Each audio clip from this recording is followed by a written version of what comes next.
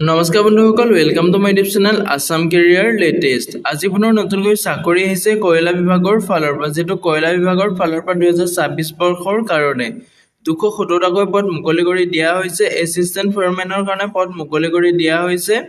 যদি আপোনালোকে পদসমূহত ইন্টাৰেষ্টেড হয়, এলিজিবল হয়, আবেদনসমূহ কৰি ল'ব পাৰিব। ভিডিও ডেসক্ৰিপচনতে মই আবেদনৰ লিংক দিম, তাতে গৈ আপোনালোকে আবেদনসমূহ কৰি ল'ব পাৰিব।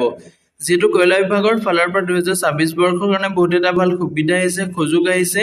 270টাকৈ ফৰমেনৰ পদ মুকলি কৰি দিয়া হৈছে, এছিষ্টেণ্ট ফৰমেনৰ পদ মুকলি কৰি দিয়া হৈছে। এই পদসমূহত আপোনালোকে অনলাইন মাধ্যমেৰে আবেদন কৰিব পাৰিব। আবেদন কেনেদৰে কৰিব, আবেদন কৰিবলৈ আপোনালোকৰ বয়সৰ সময়সীমা কিমান বিচাৰিছে, লগতে আপোনালোকৰ এডুকেশ্যন কোৱালিফিকেশ্যন কিমান লাগিব, সম্পূৰ্ণ তথ্য এই ভিডিঅ'টোত আলোচনা কৰিম। সো ভিডিঅ'টো শেষলৈকে চাব, অলপ স্কিপ নকৰাকৈ। ইয়াতে দেখিবলৈ পাইছে কয়ল ইণ্ডিয়া ৰিক্ৰুটমেণ্ট 2026 ইয়াতে অভাৰভিউটো দেখিবলৈ পাইছে। ভেকেন্সিটো আহিছে কয়লা বিভাগ ভৰ্তি 2026ৰ ফালৰ পৰা। অৰ্গেনাইজেশ্যনটোৰ নেম হৈছে কয়ল ইণ্ডিয়া, পোষ্ট নেমটো হৈছে এছিষ্টেণ্ট ফৰমেন। এপ্লাই মোডটো যেহেতু অনলাইন মাধ্যমেৰে আবেদন কৰিব পাৰিব। হু কেন এপ্লাইটোৰ ক্ষেত্ৰত ক'বলৈ গ'লে অল ইণ্ডিয়া মেল ফিমেল কেণ্ডিডেটে এই পদসমূহত আবেদন কৰিব পাৰিব।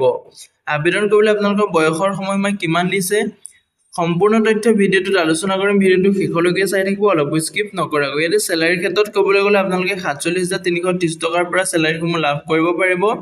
বয়সৰ সময়সীমাটো দিয়া আছে, মিনিমাম আপোনালোকৰ 18 বছৰ থাকিলে আবেদন কৰিব পাৰিব আৰু মেক্সিমাম আপোনালোকৰ 30 বছৰ বয়সলৈকে আবেদন কৰিব পাৰিব।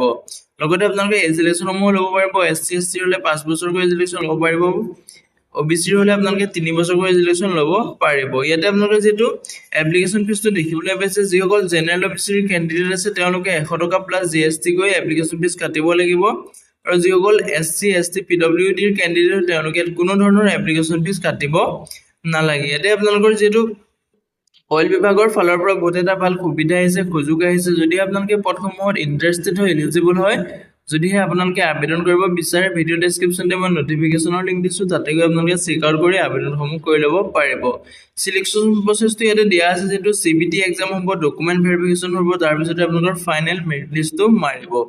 এডুকেশ্যন কোৱালিফিকেশ্যন ইয়াতে আপোনালোকৰ 10 পাছ ডিপ্লোমা থাকিলে আপোনালোকে আবেদন কৰিব পাৰিব। 10 পাছ কৰি থলে আপোনালোকে পদসমূহত আবেদন কৰিব পাৰিব। লগতে যদি আপোনাৰ ডিপ্লোমাও আছে তেতিয়াও আপোনালোকে পদসমূহত আবেদন কৰিব পাৰিব। ইম্পৰ্টেন্ট ডকুমেন্টসমূহ হৈছে আপোনালোকৰ পাছপোৰ্ট সাইজ ফটোগ্ৰাফ লাগিব, সিগনেচাৰ লাগিব, আধাৰ কাৰ্ড লাগিব, এডুকেশ্যন সাৰ্টিফিকেট লাগিব, কাষ্ট সাৰ্টিফিকেট লাগিব, লগতে আপোনালোকৰ বয়সৰ প্ৰমাণপত্ৰ লাগিব।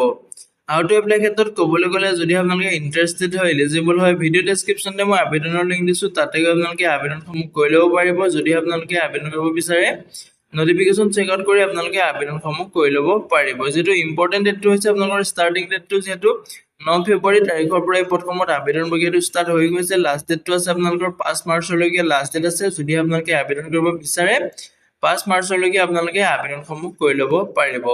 আজিলৈ ভিডিঅ'টো ইমানে আছিলে। যদি ভিডিঅ'টো চাই ভাল পালে এটা লাইক কৰিব। মোৰ চেনেলটোলৈ যদি প্ৰথমবাৰ কাৰণে আহিছে, তেনেহ'লে চেনেলটো সাবস্ক্ৰাইব কৰিবলৈ নাপাহৰিব। জয় হিন্দ, জয় অসম।